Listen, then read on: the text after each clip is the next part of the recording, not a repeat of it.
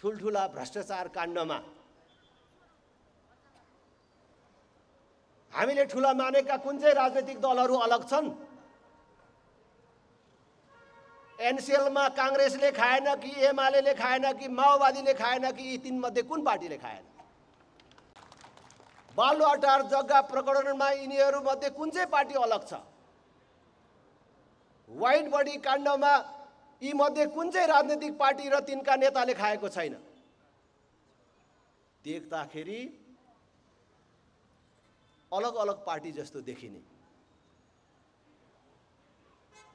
एक अर्काको प्रतिपक्ष जस्तो देखिने, मारामार गर्ने, तर खाने बेलामा एक ठाउँमा छ। ओहो, कस्तो राष्ट्रभक्तिको कुरा गरे अघि अस्ति एमसीसी को बेला। देशै हामीले थामेको छौं, हामी बाहेक त यो देश त अरूले बेचिसके भनेर भन्थ्यौं। छिर्ने बेलामा त के रे व्याख्यात्मक टिप्पणी नामको एउटा टालो लिएर टाङमुनि छिरे त दुलोमा त सबै। कसैले थाहा नपाएको जस्तो गरे, कसैले मुन्डो हल्लाएर सके। भने कांग्रेस एमाले माओवादीहरू अलग पार्टी होइनन्, हामी भ्रममा छौं। हामी आज तपाईहरुलाई भन्न आएको कांग्रेस एमाले माओवादी भन्नु अलग पार्टी होइनन्, उनीहरू देशलाई यो अवस्थासम्म ल्याइ पुर्याउनमा बराबर जिम्मेवार छन्। यो 31 वर्षमा देश पूर्ण रूपले बेरोजगार उत्पादन गर्ने कारखानामा परिणत भयो। राजेन्द्र लिङ्गदेनले भनेको होइन, राप्रपाले भनेको होइन, उनीहरू नै भन्छन्। 50 लाख भन्दा बेसी युवकहरू, कोही कोहीले भन्छन् 60 लाख। केही वर्ष अगाडिसम्म वैदेशिक रोजगार विभागमा नाम लेखाएर जानेको संख्या नै 40 लाख थियो। भने त्यो जाने क्रम बढेकै छ भनेपछि होला 60 लाखै। 60 लाख युवकहरू जो 18 वर्ष उमेर पूरा गरेको, 50 वर्ष ननागेको, डाक्टरले जाँच्दाखेरि शरीरमा कुनै रोग नदेखिएको युवकहरू केवल परिवार पाल्नको लागि अरबको मरुभूमि र मलेसियाको जंगलमा रगत पसिना बगाउन बाध्य छन्। जुन बेला नेपाल भन्ने देश थियो नि, त्यसबेला आजको भारत बनेकै थिएन। जुन बेला नेपाल भन्ने देश थियो नि, आजको अमेरिका बनेको थिएन। गाउँघरमा अहिले पनि थोरै मानिसहरू बाँकी छन्। मेरो गाउँमा पनि कुनै बेला भन्थे राजेन्द्र लिङ्गदेनको कुरा ठिक छ, सबै कुरा ठिक भन्छ, यसो नापेर जोखेर खोजेर हेर्दा भ्रष्टाचार पनि गर्दैन। तर कुरा राम्रो भएर ऊ एउटा राम्रो भएर के गर्नु, चुनाव जित्यो भने ऊ जस्ता धेरै मानिसहरूले चुनाव जित्यो भने त फेरि देशमा राजा ल्याउँछ नि भनेर भन्छ। राजाको डर देखाउने, राजाको विरोध गरेर राजनीति गर्ने मानिसहरू अहिले पनि कहीँ कहीँ बाँकी छन्। र राजाको विरोध गरेर राजाको डर देखाएर राजनीति गर्ने दिन गयो। सबभन्दा पहिले यो भ्रष्टाचारलाई प्रहार गर्नुपर्छ। भ्रष्टाचार माथि प्रहार गरेर देशमा सुशासन कायम गर्ने जो हाम्रो संकल्प छ, मलाई थाहा छ त्यो सामान्य कुरा होइन। तर त्यसमाथि विजय प्राप्त गर्न सकिन्छ भन्ने विश्वास छ। जसले 31 वर्षदेखि यो देशलाई बन्धक बनाएर राखेका छन्, उनीहरूको अक्रमण्यताका कारण, उनीहरूको आलो काँचो व्यवहारका कारण आज देश र धर्म दुईटै सङ्कटमा छ। मा जोडिने कोही पनि मानिसले जीवनको कुनै दिन कुनै क्षण पश्चाताप गर्नु पर्दैन। आज कांग्रेसमा, एमालेमा, माओवादीमा रहेका कति दिदीबहिनी दाजुभाइहरूलाई हर रात ऐठन हुँदो हो, कति पोल्दो हो, अरे यो कांग्रेसलाई सघाएर, यो एमालेलाई सघाएर, यो माओवादीलाई सघाएर देशका प्रति, जनताका प्रति, आफ्नै धर्मका प्रति कति पाप गरियो। उफ गरेर रातभरि कतिलाई पिरोल्छ होला भन्नुहोस् न। तर राप्रपामा लाग्ने कसैलाई त्यो ऐठन हुन्न।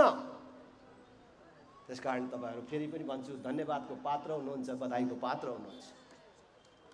राष्ट्रिय प्रजातन्त्र पार्टी खास गरी गएको ऐतिहासिक एकता महाधिवेशन पछि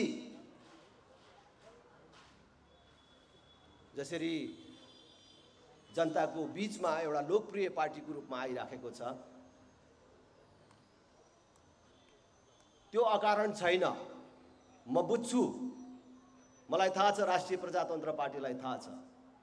राष्ट्रिय प्रजातन्त्र पार्टीले आफ्नो ऐतिहासिक एकता महाधिवेशन पछि, त्यो ऐतिहासिक एकता महाधिवेशनको माध्यमबाट जुन नेतृत्व परिवर्तन गर्यो र एउटा स्पष्ट दृष्टिकोणका साथ जनताको माझमा आयो,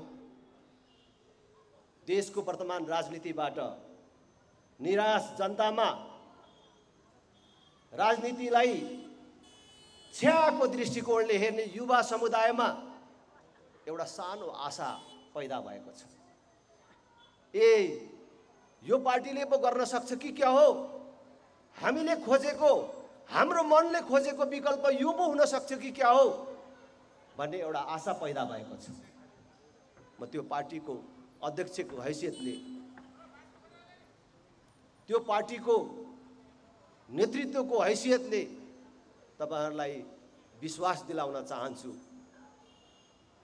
हामी कुनै रहरले मात्रै राजनीतिमा आएका छैनौं। र अझ खास गरी मलाई भन्नुहुन्छ भने नेपालको राजनीतिमा अहिलेसम्म नेतृत्व गर्दै आएका पात्रहरूलाई हेरेर उनीहरूले गरेका मोजमस्ती देखेर,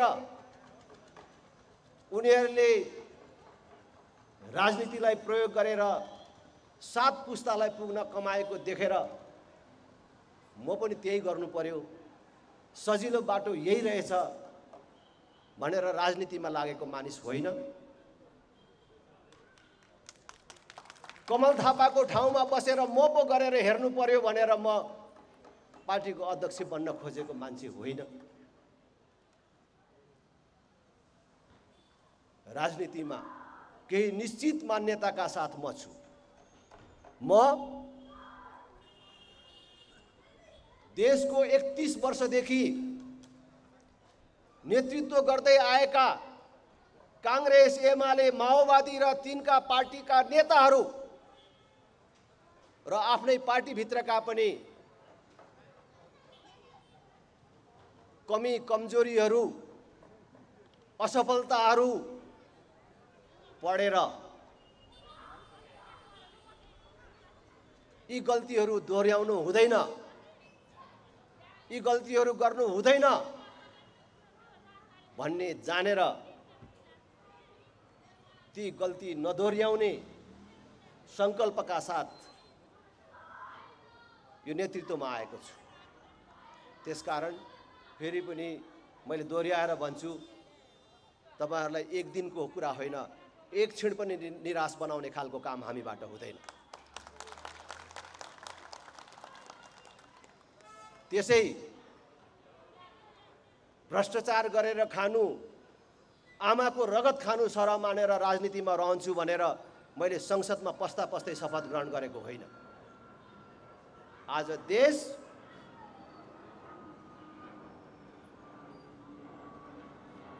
यो गतिमा पुग्नको लागि राजनीतिक प्रणाली, वर्तमान नेतृत्व त्यो त जिम्मेवार छँदैछ, तर त्यो सँगसँगै सबभन्दा ठुलो समस्या भ्रष्टाचार। हामीले भ्रष्टाचारको अन्त्य गरेर देशमा सुशासन मात्रै कायम गर्न सक्यौं भने धेरै ठुलो फरक पर्न सक्छ। त्यसकारण सबभन्दा पहिले यो भ्रष्टाचारलाई प्रहार गर्नुपर्छ। भ्रष्टाचारमाथि प्रहार गरेर देशमा सुशासन कायम गर्ने जो हाम्रो सङ्कल्प छ, मलाई थाहा छ त्यो सामान्य कुरा होइन, तर त्यसमाथि विजय प्राप्त गर्न सकिन्छ भन्ने विश्वास छ। हामी त्यसमाथि विजय प्राप्त गरेरै देखाउँछौँ।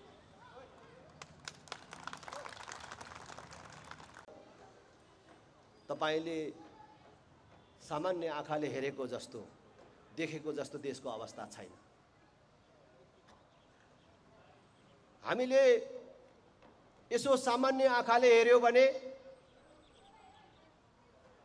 देश ठिकठाकै चलेको देखिन्छ। कहीँ गोली चलेको छैन, मारामार छैन, बन्द हडतालहरू छैनन्, नारा जुलुसहरू छैनन्। के भएको छ र ठिकै छ जस्तो देखिन्छ। तर मैले 3 महिनादेखि भन्दै आएको छु, हाम्रो सामान्य आँखाले देखे जस्तो देशको अवस्था छैन। आज देशका 3टै अङ्गहरूले काम गरिराखेका छैनन्। व्यवस्थापिका, संसद, न्यायपालिका 3टै काम नलाग्ने भएका छन्। त्यति मात्र होइन, आज देशमा सङ्गठित रूपमा केही भ्रष्ट व्यापारी, सबै व्यापारी भन्यो भने फेरि इमानदार व्यापारी पनि छन् देशमा। त्यसकारणले केही भ्रष्ट व्यापारी, केही भ्रष्ट नेता न्यायालय यिनीहरूको गठजोडबाट आज देशमा संस्थागत रूपमा लोकतन्त्रको नाममा लुटतन्त्रले वैधता प्राप्त गरेको छ। यिनीहरूले मिलेर, यो गठबन्धनले देशको भ्रष्टाचारलाई कानुनी मान्यता दिइराखेका छन्। आज तपाईँ यसो फर्केर हेर्नुहोस् त, जुन देशको जनसङ्ख्या 3 करोड पुगेको छैन, त्यो देशको 50औं लाख युवकहरू, त्यो पनि मैले अघि भने जस्तो 18 वर्ष उमेर पुरा गरेको, 50 वर्ष ननागेको, डाक्टरले जाँच्दाखेरि शरीरमा कुनै रोग नदेखिएका युवाहरू विदेशमा छन्। त्यो पनि अमेरिका, युरोप होइन, अरबमा छन्। धेरै पैसा कमाउनको लागि होइन, परिवार पाल्नको लागि मात्रै। दिल्ली, पन्जाब, गुजरात जानेहरूको सङ्ख्या त यहाँ समावेशै छैन। कसले राखेको छ त्यो तथ्याङ्क? भने देशको हालत के होला? तपाईले यत्रो वर्षदेखि कांग्रेस हेर्नुभयो, एमाले हेर्नुभयो, माओवादी हेर्नुभयो, यिनीहरूले हरेक वर्ष आफ्नो नीति तथा कार्यक्रममा यति लाख युवकहरूलाई रोजगार दिने भनेर कार्यक्रम ल्याउँछन्। तर यिनीहरूले लाखको कुरा होइन, देशभरि यो 31 वर्षमा 1000 युवकहरूले एकै ठाउँ काम गर्न पाउने कुनै उद्योग खोलेको देख्नु भएको छ? भएको उद्योग धन्दाहरू पनि बेचे। बोल्न सक्ने, लड्न सक्ने युवाहरूलाई विदेशीको नोकर हुन पठाएर अनि उनीहरूले पठाएको रेमिटेन्सबाट यहाँ मोजमस्ती गरेर, फेरि पनि भन्छु, केही सीमित राजनैतिक दलका केही सीमित नेताहरू लोकतन्त्र, गणतन्त्रको नाममा देशमा लुटतन्त्र मचाइराखेका छन्। आज यो बेरोजगारी, यो भ्रष्टाचार, यो अविकसितताको कुरा त कुनै दिन एउटा वीर छोरा आयो भने फेरि ठिक लगाउन सकिएला, अर्को राम्रो नेता पाएको दिन सच्याउन सकिएला, बनाउन सकिएला। तर त्योभन्दा पनि खतरनाक कुरा आज वैदेशिक सम्बन्धलाई यिनीहरूले सत्ता चढ्ने सिँढीको रूपमा प्रयोग गर्न थाले। वैदेशिक सम्बन्धलाई सत्तामा टाँसिराख्ने, कुर्सीमा टाँसिने लिसोको रूपमा प्रयोग गर्न थाले। जसका कारण आज अन्तर्राष्ट्रिय जगतमा नेपालको विश्वसनीयता गुम्यो मात्रै होइन, शक्ति राष्ट्रहरूको रणनीतिक प्रतिस्पर्धा स्थलमा देश परिणत भयो। यो भनेको यो भ्रष्टाचार, यो कुशासनभन्दा पनि खतरनाक कुरा हो। त्यसकारण अब हामीले ढिलो गर्नु हुँदैन। अब हामीलाई हेर्ने पर्खने सुविधा र छुट छैन। यही कुरा भन्नलाई, जनता जगाउनलाई राष्ट्रिय प्रजातन्त्र पार्टीले गएको महाधिवेशन पछि लगत्तै जनतासँग यस प्रकारको प्रत्यक्ष भेटघाटको कार्यक्रम प्रारम्भ गर्यो र त्यो क्रममा आज तपाईको इमाडोलमा हामी आइपुगेका छौँ। हाम्रो सम्मुख निकट भविष्यमै स्थानीय तहको निर्वाचन हुँदैछ र 1 वर्षभित्रमा प्रदेश तथा प्रतिनिधि सभाको पनि निर्वाचन हुँदैछ। तपाईहरू र तपाईहरू मार्फत सबै दिदीबहिनी दाजुभाइहरू हामीलाई विभिन्न माध्यमबाट सुनिराख्नुभएका, हेरिराख्नुभएका सबै आमा बुबा दिदीबहिनी दाजुभाइहरूलाई हार्दिक अपिल गर्न चाहन्छु, भोट दिने भन्ने कुरा छोरी दिने भन्दा पनि ठुलो कुरा हो। छोरी दिँदा कतिचोटि विचार गरेर छोरी दिनुहुन्छ? छोरी दिँदा 1 चोटि, 2 चोटि, 5 चोटि, 10 चोटि होइन, 1000 चोटि सोच्नुहुन्छ। जब छोरी एउटा कुटुम्बलाई जिम्मा लाउने कुरा सुरु हुन्छ नि, रातभर छटपटाउनुहुन्छ। अनेक मान्छे लाउनुहुन्छ, सोध्नुहुन्छ त्यो केटो कस्तो छ, कति पढेको छ, जाँड रक्सी खान्छ कि खाँदैन, जुवा तासमा लागेको छ कि छैन, आम्दामीको स्रोत के छ। त्यति मात्र कहाँ हो र? त्यसले ठिटी डुलाएर हिँड्छ कि हिँड्दैन, ठिटीहरूको चक्करमा लागेको छ कि छैन, त्योसम्म बुझ्नुहुन्छ। त्यति बुझेर दिएको पनि कहिलेकाहीँ गलत मान्छे निस्किन्छ। त्यस्तो गलतै परेछ भने पनि को बिग्रिन्छ? कति मान्छे बिग्रिन्छ? तपाईको एउटा छोरी बिग्रिन्छ, तपाईँसम्मलाई पीर आइलाग्छ। तर भोट, तपाईँले दिने एउटा भोट गलत मान्छेलाई, गलत पार्टीलाई परेछ भने त पुरै देशले दुःख पाउँछ। त्यसकारण त्यो भोट दिने कुरा मेरो बाउले दिएको, मेरो बाजेले दिएको पार्टी हो, मेरो बाउ बाजेदेखि मानेको नेता हो भनेर दिने चिज होइन। आज हामीले धर्मनिरपेक्ष र सापेक्षको कुरा गर्छौं नि। म गाउँघरतिर डुल्दाखेरि कांग्रेस, एमाले, माओवादीमा रहेका जन्मले कर्मले हिन्दू भन्ने मानिसहरू गाउँघरतिर अलि सजिलो बुझ्ने भाषा, अब यतातिर के भन्छ थाहा छैन, हाम्रोतिर क्षेत्री बाहुनहरू भन्छ। त्यो समुदायका मानिसहरू के भन्नुहुन्छ भने, राजेन्द्र तिम्रो यो हिन्दू राष्ट्रवाला कुरा चाहिँ ठिक छ है, तिमी लिम्बूको छोरा भएर पनि यो कुरा चाहिँ भनिराखेको छौ, आँट गरेको छौ। हामी चाहिँ बाहुनको छोरा भएर पनि यो भन्न सकिराखिएको छैन, तर हाम्रो भित्र मनमा चाहिँ छ है, हाम्रो मनमा चाहिँ छ है। हाम्रो नेताहरूले बिगारेको हो। त्यो गिरिजाप्रसाद कोइरालाले त्यसबेला यति कुरा बुझ्दिएनन्। गिरिजाप्रसाद कोइराला, माधव कुमार नेपाल, प्रचण्ड यिनीहरूले खतम गरे भनेर दोष दिन्छ। अनि यसो देख्दाखेरि ठिकै हो कि उहाँहरू 3 जना मानिस नेपालको राजनीतिमा एकचोटि यस्तो शक्तिशाली ठाउँमा पुग्नुभयो कि उहाँहरूले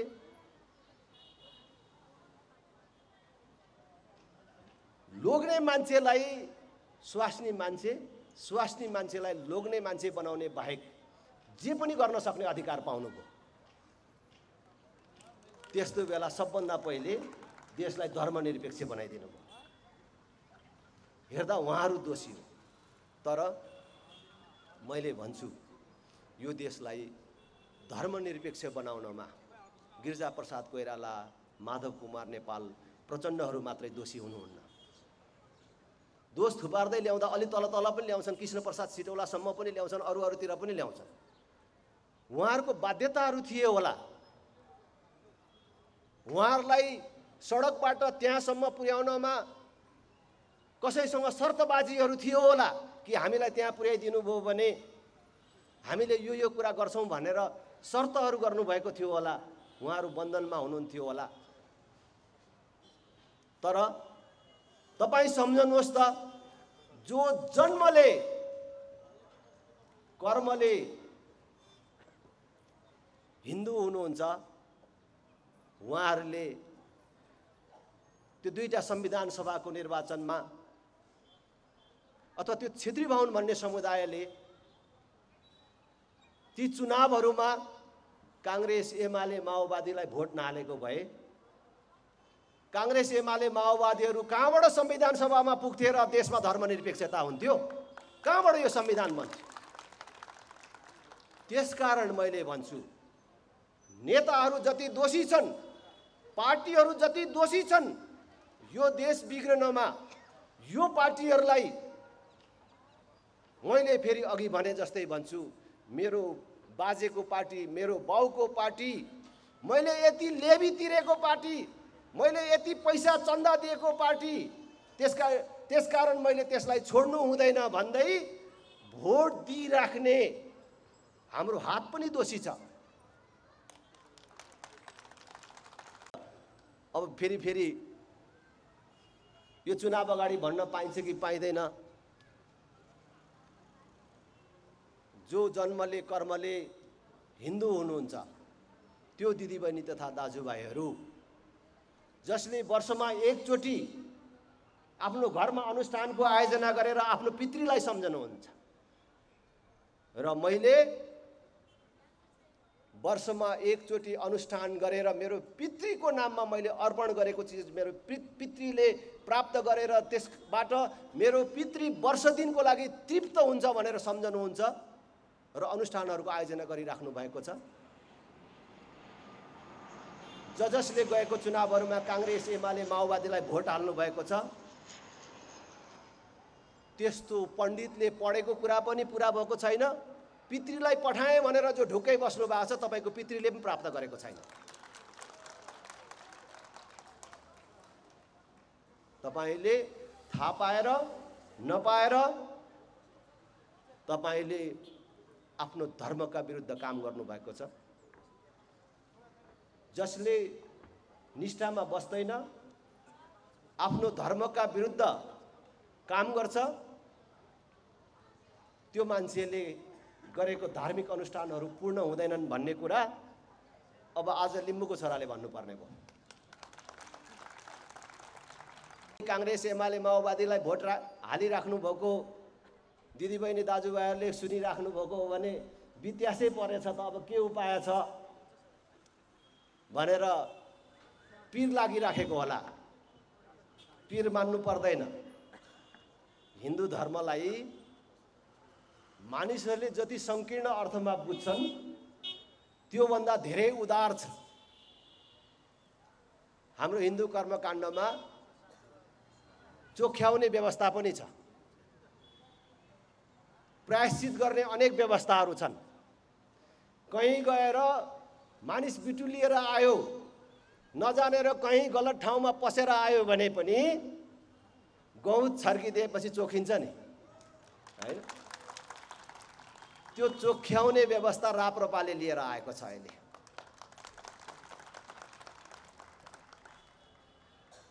आउने चुनावमा हिन्दू राष्ट्र कायम गर्छु भन्ने राप्रपा जस्तो पार्टीलाई भोट हाल्ने र पितृसँग भेटघाट गर्ने सजिलो छ। त्यसैले मैले भन्छु हामी नेताहरूलाई मात्रै पार्टीहरूलाई मात्रै दोष नदिउँ। हामी आफ्नो गल्ती सच्याउँ। हामीले हाम्रो गल्ती सच्यायौं भने यो देशमा बिना रक्तपात, बिना आन्दोलन, नारा जुलुस बिग्रिएको राजनीतिलाई लिकमा ल्याउन सकिन्छ।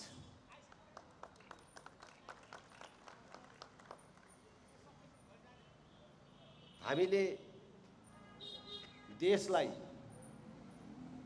मागेर चलाउने सोचका साथ राजनीतिमा छैनौं। यो देश नमागेर पनि विदेशीहरूको सहयोग नलिएर पनि बनाउन सकिन्छ भन्ने योजना र हिम्मतका साथ आएका छौं। संसारको कुनै पनि देश मागेर बनेको छैन। तपाईको आफ्नै छरछिमेक हाम्रै समाजमा पनि कसैको परिवार मागेर बनेको छैन, कसैले सहयोग दिएर कोही बनेको देखिएको छैन। जसले पौरख गर्छ, मेहनत गर्छ, जसका योजनाहरू छन्, जसका सपनाहरू छन्, योजना सपनाहरू कार्यान्वयन गर्ने दृढता छ, तिनीहरूकै परिवार, तिनीहरूकै देश बनेको छ। आज विश्वमा 16वटा 17वटा मात्रै देश भएको बेला नेपाल भन्ने देश थियो। बेला हामीले अहिलेको कोरिया जस्तो देशहरूलाई सहयोग गर्थ्यौं।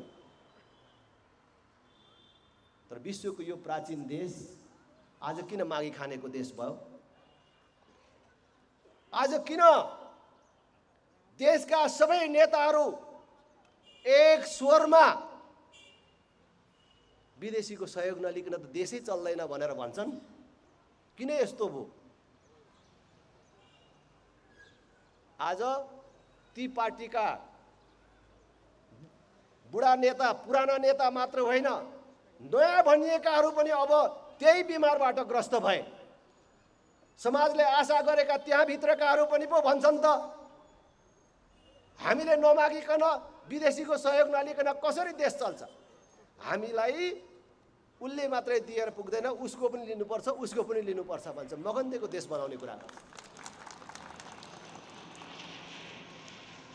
आज यत्रो वर्षमा कांग्रेसभित्र, एमालेभित्र, माओवादीभित्र यो देशको बिजुली विदेशमा नबेचेर पनि यही खपत गर्न सकिन्छ भन्ने मान्छे जन्मन सकेन। हामी भन्छौं यो देशको बिजुली भारतलाई, बंगलादेशलाई, चाइनालाई कसैलाई नबेचेर पनि यही खपत गर्न सकिन्छ। हामीले पेट्रोलियम पदार्थमा कति खर्च गरिराखेका छ? डिजेल पेट्रोलमा कति खर्च गरिराखेको छ? ग्यासमा कति खर्च गरिराखेको छ? प्रत्येक व्यक्तिले दैनिक रूपमा पेट्रोल, डिजेल, ग्यासमा कति खर्च गरिराखेका छौं? कहिले हिसाब गर्नु भएको छ? आज हाम्रो नेताहरू किन भन्न सक्दैनन्? हाम्रो बिजुली यही खपत गर्छौं। बिजुलीले अब सबै गाडीहरू बिजुलीले चल्ने बनाउँछौं। देख्नु भएन अहिले पहिलेको जस्तो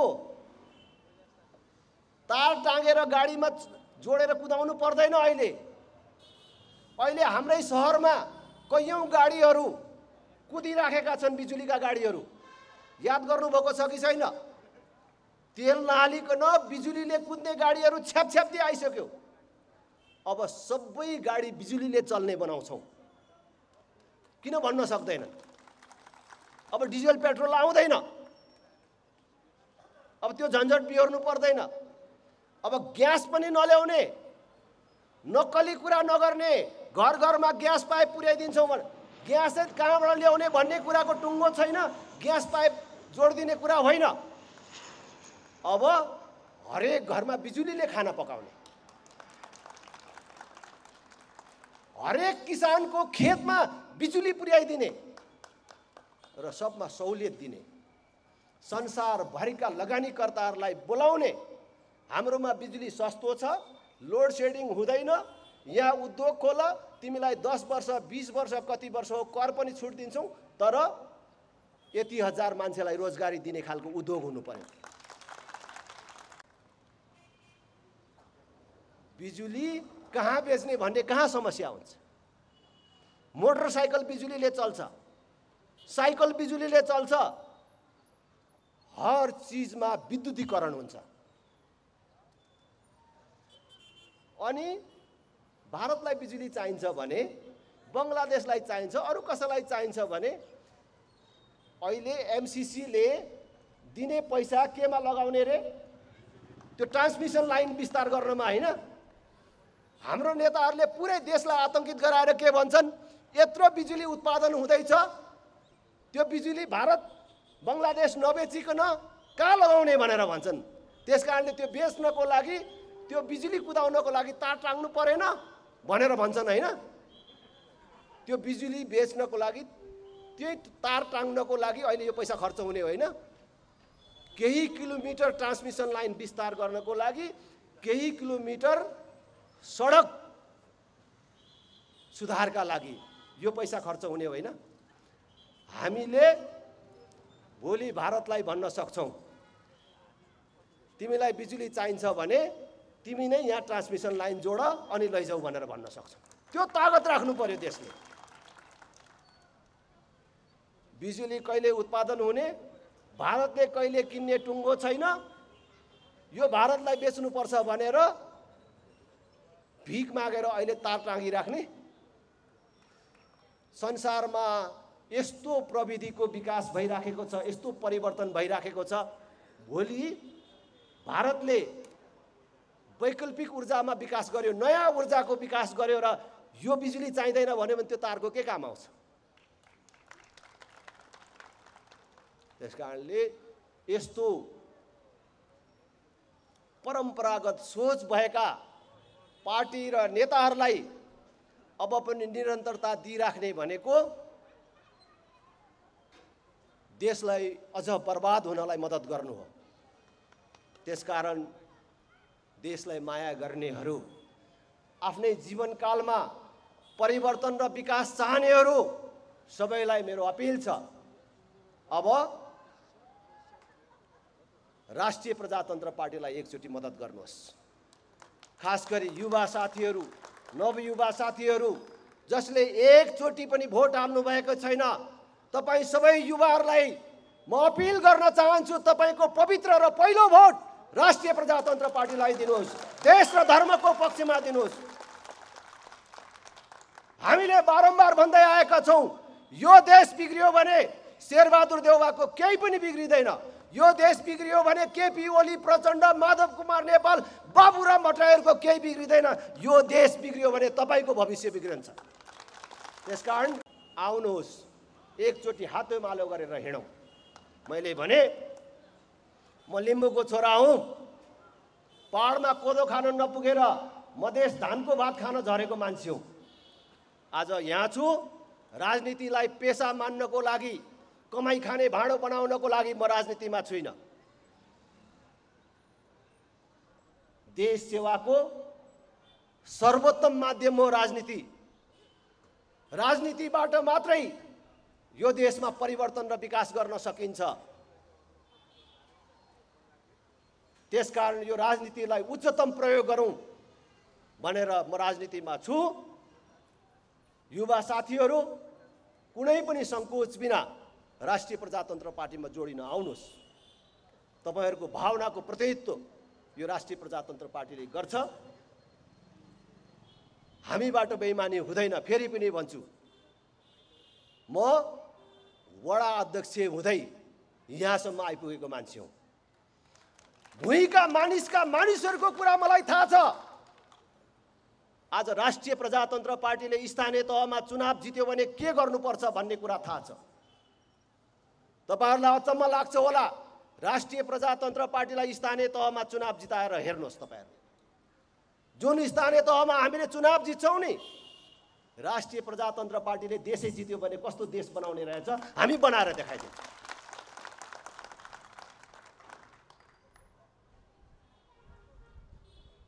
शिक्षा उच्च माध्यमिकसम्म पूर्ण रूपले निशुल्क हुनेछ।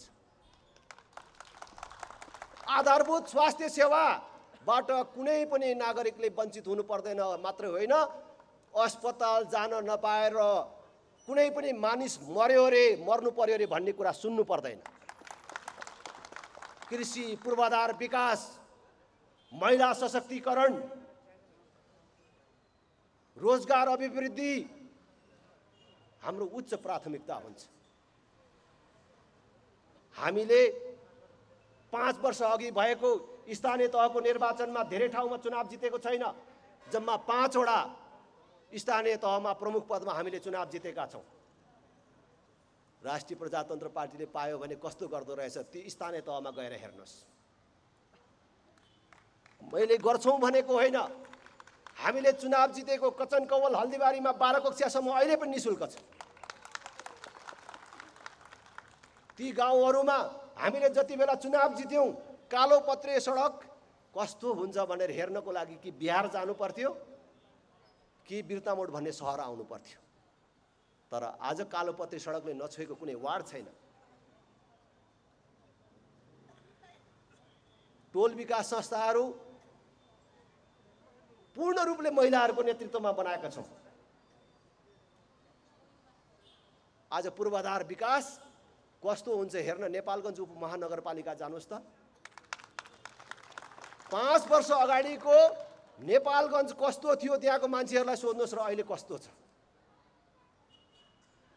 त्यसकारण हामी केवल यिनीहरूले गर्न सकेनन्, यिनीहरू भ्रष्ट भए, फटा भए, यो गाली गरेर मात्रै राजनीतिमा छैनौँ।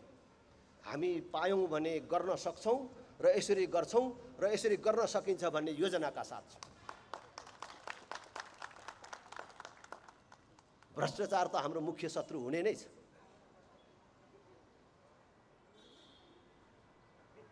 यति भनिसकेपछि हामीले राष्ट्र संस्था चाहिन्छ, हिन्दू राष्ट्र चाहिन्छ भनेको कुनै व्यक्तिलाई राजा बनाउने, कुनै जात विशेषले मान्ने, धर्म स्थापित गर्ने कुरा गरेको मात्र होइन। राष्ट्र संस्था र हिन्दू राष्ट्र नेपालको स्थायित्वको आधार हो। तपाईहरूमध्ये धेरैलाई थाहा होला 2032 सालसम्म हाम्रै छिमेकमा सिक्किम भन्ने देश थियो। आज पनि सिक्किम त्यही छ। सिक्किमको माटो कसैले बोकेर लगेको छैन। नाम पनि त्यही छ, तर सिक्किम भन्ने देश छैन। त्यहाँ राष्ट्र संस्थाको अन्त्य भयो। यहाँ जस्तै विदेशीहरूले त्यहाँका राजनीतिक नेता र दलहरूलाई प्रजातन्त्रको नाममा राजाको विरुद्ध उचाले। दलहरूले यो राजा नहटाइ भएन भनेर राजा हटाए, थाहै भएन, थाहै पाएनन् त्यहाँका जनताले। त्यही सांसदहरूले थाहा पाएन, आफैले त्यही संसदमा निर्णय गरेर देशै सिक्किममा विलय गराएको थाहै पाएन। राष्ट्र संस्थाको अन्त्य भयो, सिक्किम भन्ने देशको पनि समाप्ति भयो। त्यही खतरा यहाँ पनि छ। आज संसदलाई सार्वभौम भनेर भन्छ होइन, हाम्रो देशमा पनि संसदले गर्ने सबै निर्णय ठिक हुँदैन रहेछ भन्ने कुरा त्यही सिक्किममा देखियो। संसदले गर्ने निर्णयले कहिलेकाहीँ देशै बेच्दो रहेछ। सिक्किमको कुरा किन गर्नु? मैले अस्ति एमसीसीको बेला भने यो यहाँ पास गर्नु हुँदैन, अहिले छलफल गर्नु हुँदैन, निर्णयको लागि ल्याउनु हुँदैन। यो अरू व्यापक छलफल गरेर टुङ्गो लगाएर मात्रै यहाँ ल्याउनुपर्छ भनेर भने। र मैले भने संसदले गर्ने निर्णय सबै सही हुँदैनन् भनेर भने।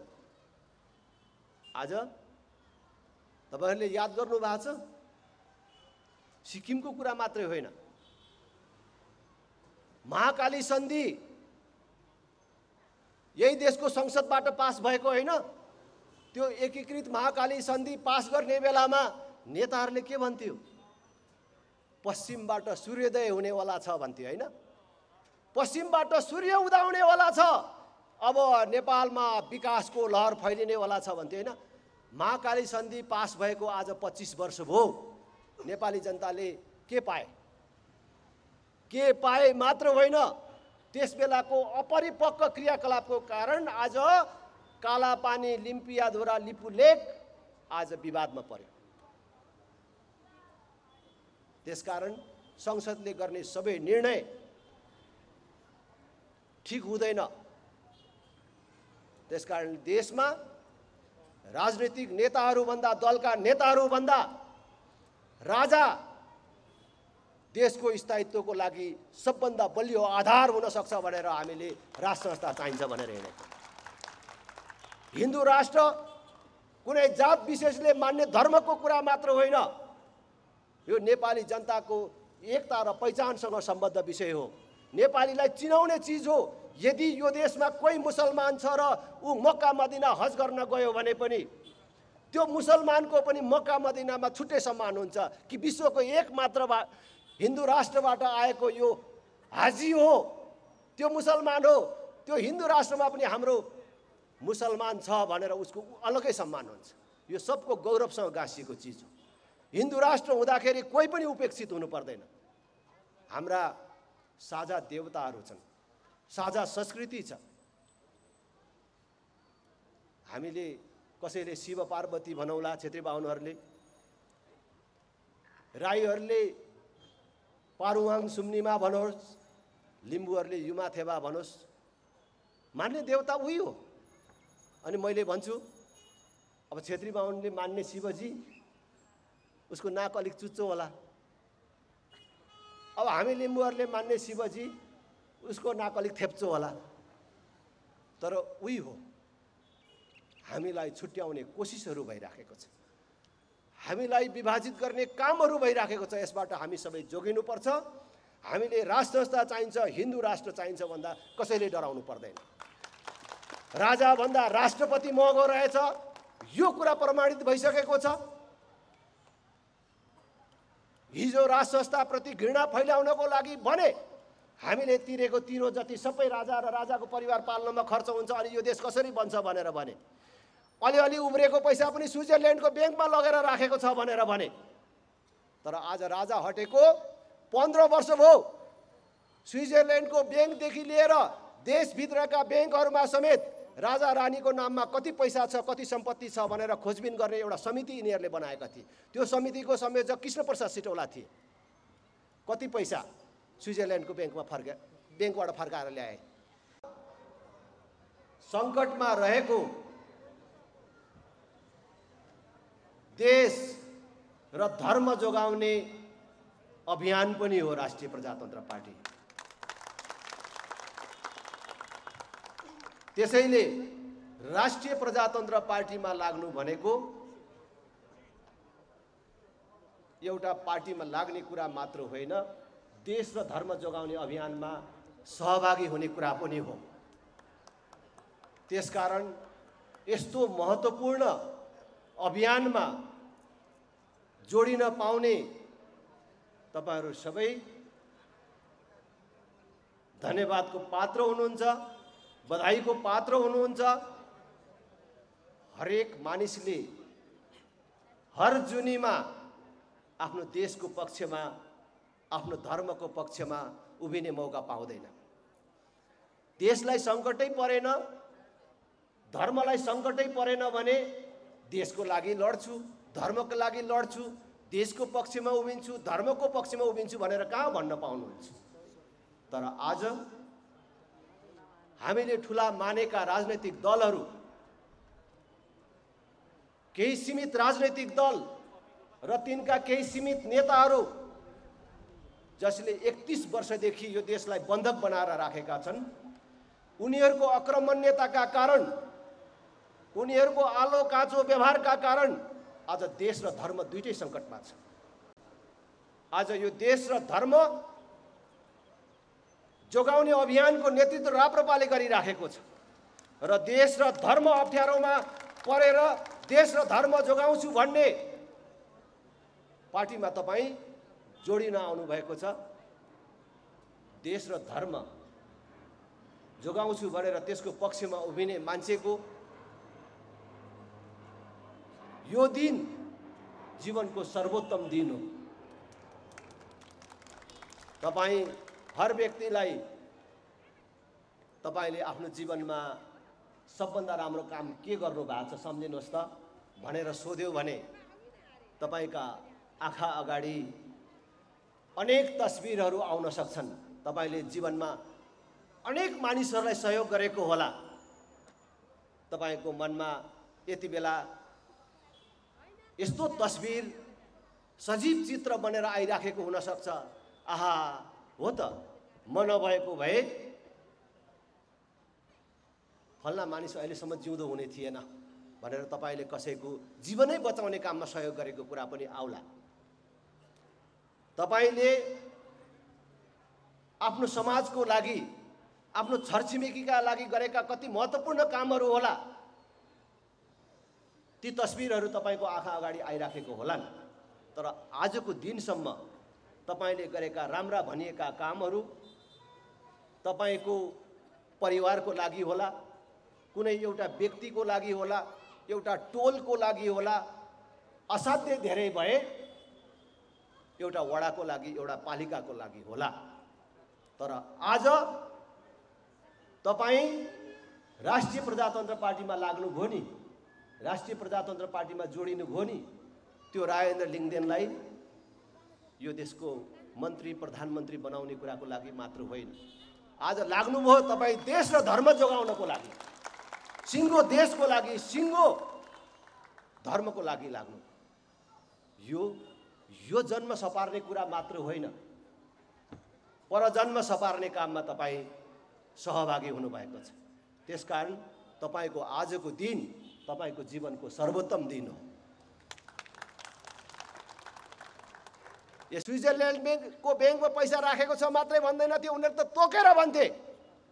त्यो पैसा फर्काएर ल्यायो भने हरेक नेपालीलाई 4-4 बिघा जग्गा र 5 तोला सुन पुग्छ भनेर भन्थे।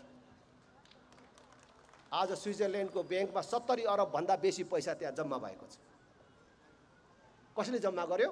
यो गणतन्त्र आएपछि खै त्यसको हिसाब मैले त संसदमा कुरा उठाएको छु, सुनेको नसुनेकै गर्छन्। त्यसकारण हामी जाग्ने बेला आयो, जाग्ने बेला आयो।